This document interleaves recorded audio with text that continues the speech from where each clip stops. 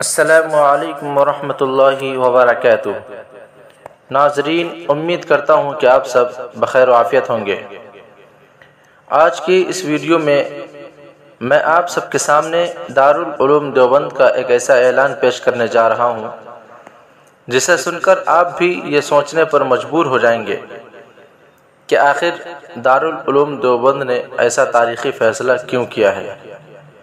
Video شروع کرنے سے پہلے آپ تمام احباب سے یہ درخواست ہے کہ ویڈیو اگر اچھی لگے تو لائک ضرور کریں اور چینل کو بھی سبسکرائب کریں، نیز بیل آئیکن پر بھی کلک کر دیں تاکہ میری آنے والی تمام ویڈیوز آپ تک سب سے پہلے پہنچ سکیں۔ ناظرین، میں آپ کو مزید یہ بھی بتاتا چلوں کہ اب تک دارالعلوم دیوبند میں تمام داخل طالب علم کو اس بات کی اجازت تھی کہ وہ دارالعلوم میں پڑھتے ہوئے الگ سے خارجی اوقات میں اپنی ضروریات کے مطابق کچھ بھی کر سکتے ہیں، مثلا انگریزی پڑھنا، کمپیوٹر کورس کرنا وغیرہ وغیرہ۔ لیکن اب دارالعلوم دیوبند نے اپنا دو ٹوک فیصلہ سناتے ہوئے یہ کہا ہے کہ اگر کوئی طالب علم ان ممنوعات میں سے کوئی بھی کام کرتا ہوا پایا گیا اور بالیقین یہ ثابت ہو جائے کہ وہ طالب علم اس کام کو انجام دے رہا تھا تو اس کا اخراج کر دیا جائے گا۔ میں آپ کے سامنے پورا اعلان پڑھ کر سناتا ہوں، بغور سماعت فرمائیں۔ اعلان یہ اعلان دو حصوں پر مشتمل ہے۔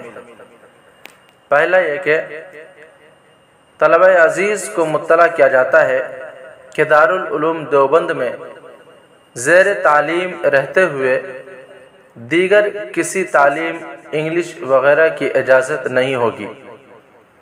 اگر کوئی طالب علم اس عمل میں مبتلا پایا گیا یا معتبر ذرائع سے اس عمل کی نشاندہی ہو گئی تو اس کا اخراج کر دیا جائے گا، جیسا کہ اصلاحی اجلاس میں مخدوم مؤقر حضرت صدر المدرسین صاحب نے صراحتاً اس کا اعلان کر دیا ہے۔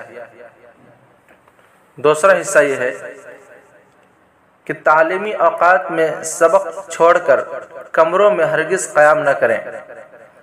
راقم الحروف اور حضرات اساتذہ دارالعلوم کسی وقت بھی کسی کمرے کا معائنہ کر سکتے ہیں۔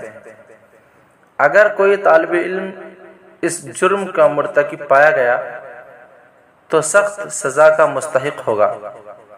نیز اگر کوئی طالب علم درسگاہ میں حاضری بول کر سبق ختم ہونے سے پہلے درسگاہ سے چلا گیا یا گھنٹے کے آخر میں حاضری درج کرانے کی غرض سے درسگاہ میں داخل ہوتا ہوا پایا گیا تو اس کے خلاف بھی سخت کارروائی ہوگی۔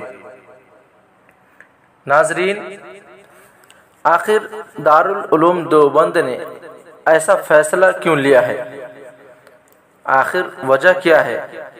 اگر آپ کو کوئی وجہ سمجھ میں آتی ہو تو کمنٹ کر کے ضرور بتائیں۔